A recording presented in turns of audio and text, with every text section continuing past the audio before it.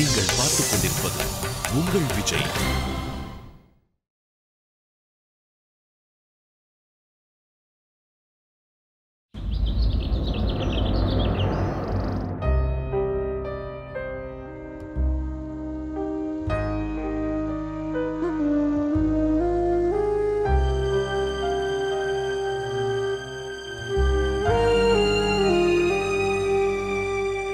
இப்போ உன்னோட மனநிலை என்னன்னா என்னால புரிஞ்சுக்க முடியுது கௌதம். வேற வழியே இல்லாம தான் நீ வித்யா கிட்ட இந்த உண்மைகளை சொல்லி இருப்பேன்னு என்னால புரிஞ்சுக்க முடியுது. சரி, நடந்ததை பத்தியே யோசிக்காம அடுத்து என்ன பண்றதுன்னு யோசி. வித்யாவை திரும்பவும் இந்த வீட்டுக்கு கூட்டிட்டு வரதை பத்தி யோசி கௌதம். ஆமா கௌதம், எப்படியாவது வித்யாவை திரும்பவும் நம்ம வீட்டுக்கு கூட்டிட்டு வரணும். இல்லம்மா, அவ எங்க இருக்காளோ அங்கேயே இருக்க விடுங்க. நீ என்ன பேசுற கௌதம்? நான் பேசுறது சரிதாம்மா. எப்போ ஒரு மனுஷன் தானா ஒரு முடிவு எடுக்கலன்னா அவனோட தலையெழுத்தே அந்த முடிவை எடுத்துரும். அப்படியே திரும்பி வந்தாலும் அவளுக்கு இந்த வீட்டுல என்ன கிடைக்க போகுது? துக்கம் தானே கிடைக்கும். அது மட்டும் இல்லாம எத்தனை நாள் இந்த வீட்டுல ஒரு பொய்யான வாழ்க்கையை வாழ்ந்துட்டு இருப்பான். அவளுக்கு துக்கத்தை தவிர நான் வேற என்ன கொடுத்துருக்கமா? அவளுக்கு அவளோட வாழ்க்கை, அவளோட கனவு, அப்புறம் எங்க உறவை காப்பாத்திக்கிறதுக்கான அவளோட கடைசி முயற்சி எல்லாத்தையும் அவகிட்ட இருந்து நான் பறிச்சிட்டேன். ரொம்ப கஷ்டப்பட்டு இப்பதான் அவ விடுதலை ஆயிருக்கா. மறுபடியும் அவளை இந்த 4 சோத்துக்களை அடைச்சு வைக்கிறதுக்கு நான் விரும்பலமா. அவ எங்க போனாலும் அங்கே இருக்க விடுங்க. கௌதம், நீ என்ன பேச்சு பேசிட்டு இருக்க? ஒருவேளை வித்யா நம்ம வீட்டுக்கு திரும்பி வரலன்னா உன்னை பத்தின எல்லா உண்மையும் வெளியில வந்துடும் கௌதம். அதுக்கப்புறம் உங்க அப்பாக்கு எல்லாம் தெரிஞ்சிடும். ஏற்கனவே அவர் என்ன நடக்குதுன்னு கேட்டுட்டு இருக்காரு. இப்போ அப்படின்னா எங்களை பத்தின உண்மை அவருக்கு தெரியட்டுமா? இன்னும் எத்தனை நாள் தான் இப்படி ஒரு பொய்யான வாழ்க்கையை நான் வாழ்ந்துட்டு இருப்பேன்? அவர்கிட்ட எத்தனை நாள் தான் மறைப்பேன்? நானே அவர்கிட்ட எல்லாத்தையும் சொல்லிடலான்னு இருக்கேன். கௌதம், உனக்கு மூளை ஏதாவது கெட்டு போச்சா என்ன? இதோட விளைவு என்னவா இருக்குன்னு உனக்கு நல்லா தெரியுமா? ஒருவேளை உங்க அப்பாக்கு எல்லாமே தெரிஞ்சு போச்சுன்னா உங்க அப்பா கண்டிப்பா ஒத்துக்க மாட்டாரு. இந்த விஷயத்தை அவரால் தாங்கிக்க முடியாது. உன்னை கொன்னுடுவாரு. இப்படிப்பட்ட ஒரு நிலைமையில கஷ்டப்படுறதை விட நான் ஒரே அடியா செத்து போறது எவ்வளவோ மேல். கௌதம், இனிமே என்ன நடந்தாலும் அதை பத்தி எனக்கு கவலை இல்லை. எனக்கு கவலை இருக்கு. எனக்கு கவலை இருக்குப்பா. ஏன்னா நீ என்னோட பையன். உனக்குள்ள என்னோட ரத்தம் ஓடிக்கிட்டு இருக்கு. ஒருவேளை உனக்கு ஏதாவது ஆயிடுச்சுன்னா அதுக்கப்புறம் உனக்காக இல்லைனாலும் எனக்காகவாவது ஒரே ஒரு தடவை வித்யாக்கு போன் பண்ணு. ஒரே ஒரு தடவை பேசி பாரு பிளீஸ். ஒரு தடவை பேசி பாரு.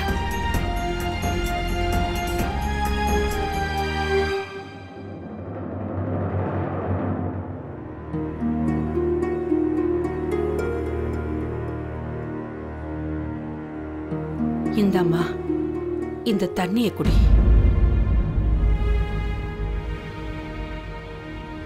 வித்யா, என்ன விஷயம்? எதனாலம்மா சண்டை? நடு ராத்திரில எல்லாருக்கும் டென்ஷன் கொடுத்துட்டு நீ பாட்டுக்கு வந்துட்ட. கண்டிப்பா ஏதாவது பெரிய விஷயமா தான் இருக்கும். சொல்லுமா, என்ன விஷயம்?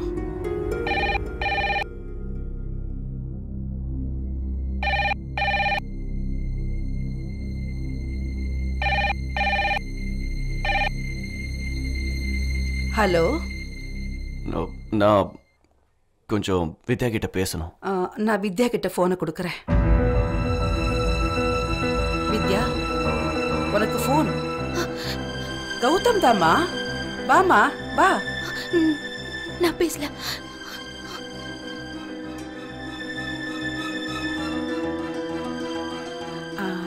அது மாப்பிள்ள கொஞ்ச நேரம் பொறுத்து ஃபோன் பண்றீங்களா? சரிங்க. ஹலோ சம்பந்தியம்மா, நீங்க வித்யா கிட்ட பேசுங்க. அவளுக்கு புரிய வைங்க சம்பந்தியம்மா. அவ எங்க வீட்டுக்கு திரும்பி வரணும். ஒருவேளை அவ மட்டும் திரும்பி வரலன்னா அப்புறம் விஷயம் ரொம்ப பெருசாயிடும். ஒருவேளை வித்யா கௌதமோட சண்டை இவருக்கு தெரிஞ்சு போச்சுன்னா அதுக்கப்புறம் இவருக்கு என்ன? ப்ளீஸ் இதை வித்யாவுக்கு புரிய வைங்க. அவளை கூட்டிட்டு வரதுக்கு நான் அங்க வரேன். வேண்டாம் வேண்டாம் சம்பந்தி, நீங்க வரணுங்கிற அவசியமும் இல்ல. முதல்ல நான் அவளுக்கு புரிய வைக்கிறேன். நானே உங்க வீட்டுக்கு அவளை கூட்டிட்டு வந்து விடுறேன். நான் எங்கேயும் போக போறதில்ல. சொல்லிடுங்க அவங்க கிட்ட. நான் எங்க இருந்து அந்த வீட்டுக்கு போகவே மாட்டேன். போக மாட்டேன். நீங்க தப்பா நினைச்சுக்காதீங்க சம்பந்தி, அவ சின்ன பொண்ணு. நீங்க மாப்பிள்ளை கிட்ட சொல்லிடுங்க அவரை கவலைப்பட வேண்டான்னு. நான் அவளுக்கு புரிய வச்சுட்டு உங்களுக்கு ஃபோன் பண்றேன்.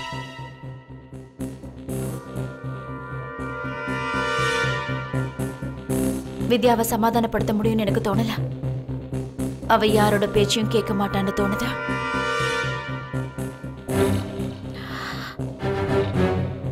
நான் என்ன பண்றது? என்ன பண்ணுவேன்? அம்மா, நான் அங்க போகலம்மா. அந்த வீட்டுக்கு நான் போக விரும்பலம்மா. நான் அங்க போக மாட்டேம்மா. போக மாட்டேம்மா. சரி சரி, கொஞ்சம் அமைதியாரு, அமைதியாரு, அழாதம்மா. இத பாரு வித்யா, நீ எனக்கு எதுவுமே சொல்லலன்னா என் மனசுல 1000 விஷயங்கள் ஓடிட்டு இருக்குமா. நீ ஏன் உன் வாய்க்கு பூட்டு போட்டு வச்சிருக்க? மத்தவங்களை சொல்லலன்னா கூட பரவாயில்ல, உங்க அம்மா எனக்கு சொல்லு. என்ன விஷயம்மா? ஏதாவது சொல்லு.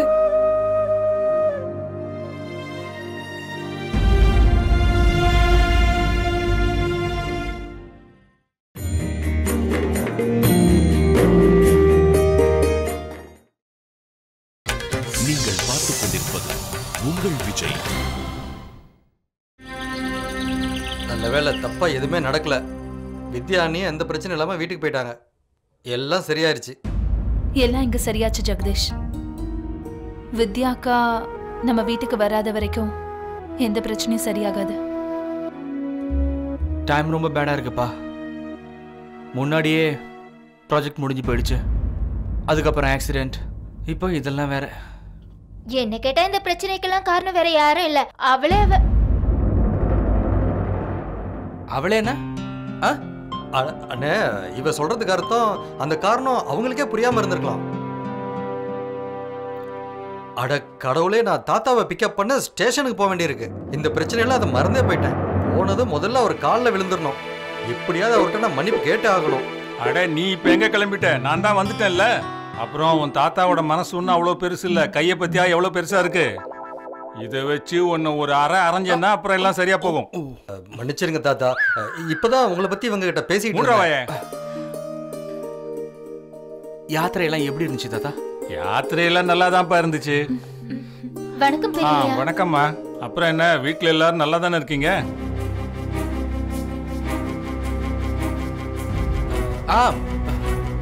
எல்லாருமே ஃபர்ஸ்ட் கிளாஸ் தாத்தா. அப்படியா? நீ ஆமா ஆமான்னு சொல்றதுல எனக்கு 90% இல்ல இல்லன்னு தான் தெரியுது. என்ன விஷயம்? ஒன்னதான் கேக்குறேன், சொல்லு. ஏன் என்கிட்ட இருந்து மறைக்கிற? யாரும் எதையும் மறைக்கல மாமா. நீங்க இப்பதான் வெளியில இருந்து வந்திருக்கீங்க, ரொம்ப களைச்சு போயிருப்பீங்க.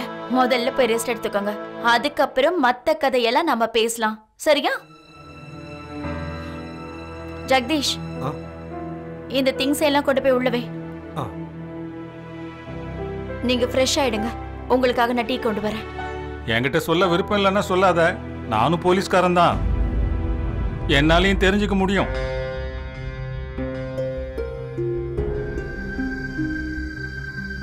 இந்தாம்மா, பிரசாதத்தை எல்லாருக்கும் கொடு.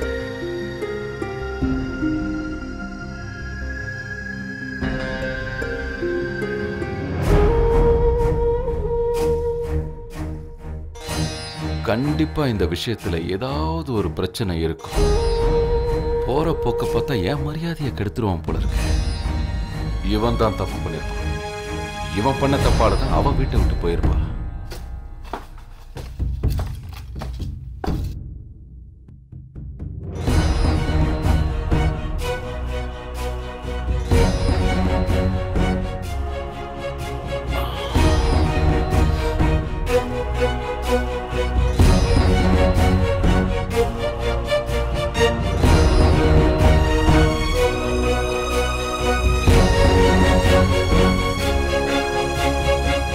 மாமா, நீங்க ஏன் இவ்வளவு டென்ஷனா இருக்கீங்க? இப்ப நல்ல விஷயம் என்ன தெரியுமா? இப்போ வித்யா எங்க இருக்கான்னு தெரிஞ்சிடுச்சு. இல்ல உத்ரா, இந்த விஷயம் வித்யா பத்தினதில்ல. எனக்கு இருக்கிற வருத்தம் என்னன்னா, இத பத்தி என்கிட்ட சொல்லணுங்கிற எண்ணம் கூட யாருக்கும் இல்லை. என்னை பத்தி உன் அக்கா என்ன நினைக்கிறா? நான் என்ன அவ்வளவு கல் நெஞ்சக்காரனா சொல்லு? இந்த மாதிரி நிலைமையில வீட்டுக்கு ஒரு உதவி பண்ண மாட்டேன். எப்ப பார்த்தாலும் அவ என்ன ஒரு போலீஸ்காரனா தான் பாக்குறாளே தவிர என்னைக்கும் என்ன அவளோட புருஷனா இந்த குடும்பத்தோட தலைவனா பார்க்கறதே இல்லை. அதோட என் மனசுல அன்பே இல்லை, ஈரமே இல்லைன்னு அவன் நினைச்சுக்கிட்டு இருக்கா. நான் இந்த வீட்டுல யாருக்கும் உதவுறது இல்லைன்னு நினைக்கிறா. போதும் மாமா, போதும். நீங்க கல் நெஞ்சக்காரனு கிடையாது, உங்க மனசுல அன்புக்கும் பஞ்சம் கிடையாது.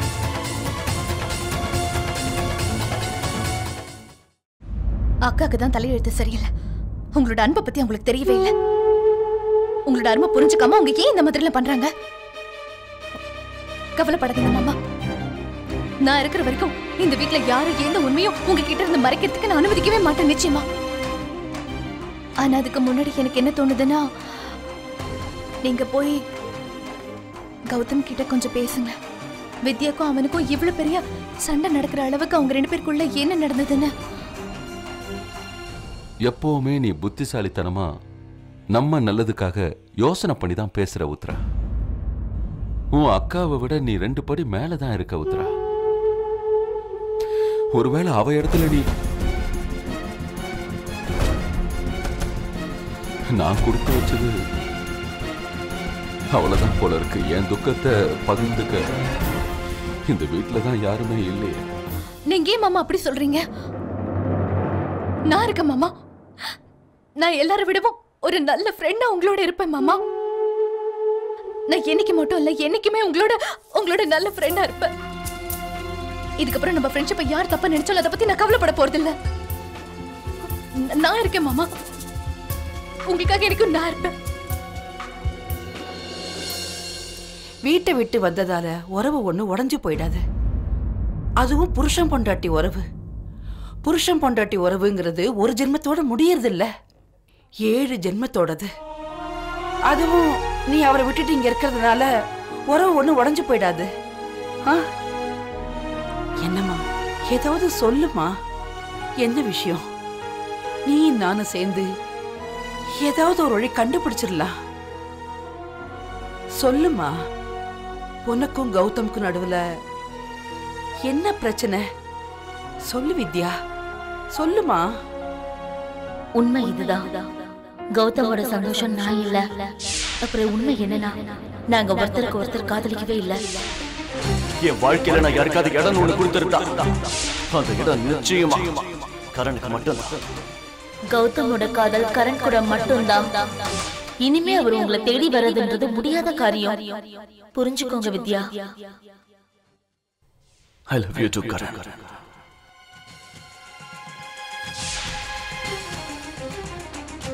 கௌதம் கூட எனக்கு ஏதாவது சண்டை நடந்திருந்தா, இல்ல கௌதமோட வாழ்க்கையில வேற ஏதாவது ஒரு பொண்ணு இருந்திருந்தா, இல்ல கௌதம் என்ன அடிச்சிருந்தாலோ திட்டிருந்தாலோ உங்ககிட்ட வந்து சொல்லிருப்பேம்மா. ஆனா இந்த விஷயம் என் மூளைக்கே எட்டாத அளவுக்கு இருக்கும் போது, அதை என்னாலேயே நம்பாம இருக்கும் போது, அதை எப்படி நான் உங்களுக்கு சொல்ல முடியுமா? எப்படி சொல்ல முடியும்? எப்படி? இப்போதைக்கு ஒன்றும் பிரச்சனை இல்லை. வித்யா இப்ப அவங்க வீட்டில தான் இருக்கா. எனக்கு தெரிஞ்சு அவ இந்த விஷயத்தை மறந்து வெளியில வர முடியாதுன்னு நினைக்கிறேன். இது எல்லாத்தையும் நான் அவகிட்ட சொன்னது மிகப்பெரிய தப்பு. இந்த விஷயத்தை பத்தி கேட்டதும் அவளோட மனசே சுக்குநூறா உடைஞ்சு போயிடுச்சு. எனக்கு தெரிஞ்சு இந்த மாதிரி விஷயத்தை பத்தி எல்லாம் அவ இது வரைக்கும் கேள்விப்பட்டிருக்கவே மாட்டா. நான் ஆர்த்தியை தான் மனசார விரும்புறேன்னு அவ அப்பா வரைக்கும் நினைச்சிட்டு இருந்தா. ஆனா நான் ஆர்த்தியை விரும்பலங்கிற விஷயம் அவளுக்கு நிச்சயமா தெரிஞ்சிருக்காது.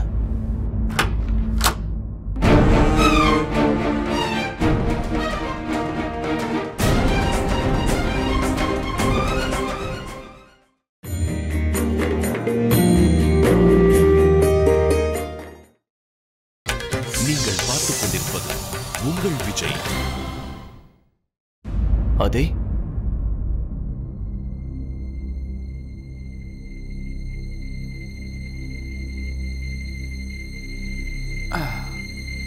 என்னண்ணே ரொம்ப சைலண்டா இருக்க?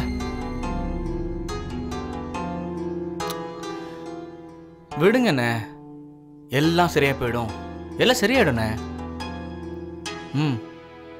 எதுவும் சரியாகாது. இப்ப நிலைமை எப்படி இருக்குங்கிறது எனக்கு மட்டும்தான் தெரியும். எனக்கு புரியுதுண்ணே, உங்களோட மனசு எனக்கு புரியுதுண்ணே. உன்னோட பிரச்சனை என்னன்னு சொன்னா தானே நான் அதுக்கான சொல்யூஷன் என்னால் கொடுக்க முடியும். சரி, நான் ஒத்துக்கிறேண்ணே. நான் உன்னோட வயசுல சின்னவன் தான், உலக அறிவும் கம்மி தான். ஆனா நீ நினைக்கிற அளவுக்கு சின்ன பையன் இல்லைண்ணே. உன்னோட ப்ராப்ளமை என்கிட்ட சொல்லுண்ணே, என்னால் சால்வ் பண்ண வைக்க முடியுதான்னு பார்க்குறேன்.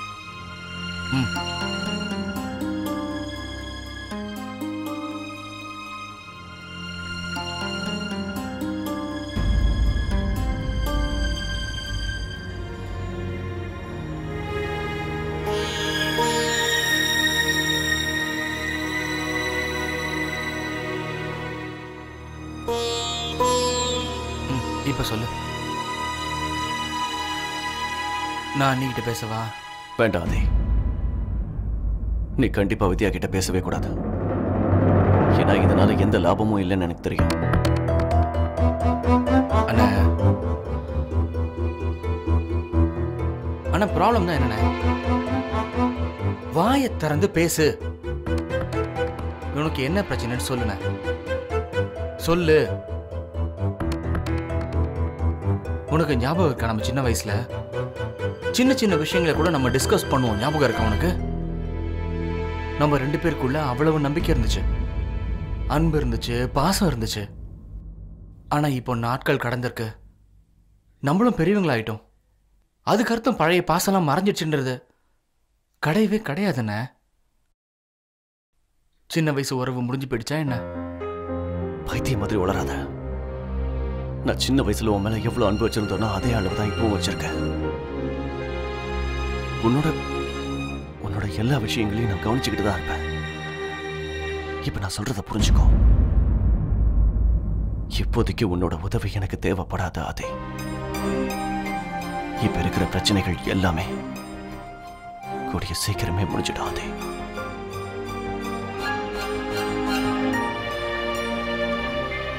அப்படின்னா அண்ணி கண்டிப்பா திரும்பவும் நம்ம வீட்டுக்கு வந்துருவாங்க. அதே நான் பிரச்சனையெல்லாம் முடிஞ்சிடும் தான் சொன்னேன், விஷயம் முடிஞ்சிடும் சொல்லவே இல்லையே. நான் சொல்றத நல்லா கேட்டுக்கோ. வித்யா இனிமே இந்த வீட்டுக்குள்ள வர போறதில்ல. அவ நிச்சயமா இந்த வீட்டு வாசப்படியை மிதிக்க மாட்டான்.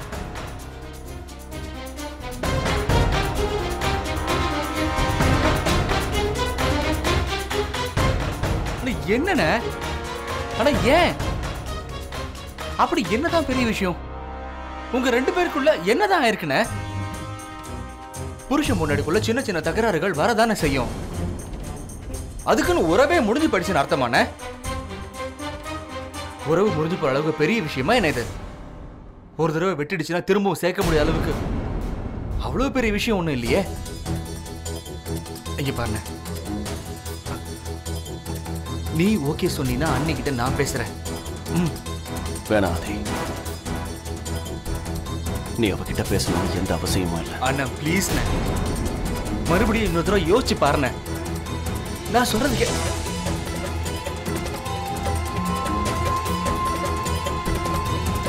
அதுக்கண்ணா நான் கௌதம் கிட்ட கொஞ்சம் தனியா பேசுறேன்.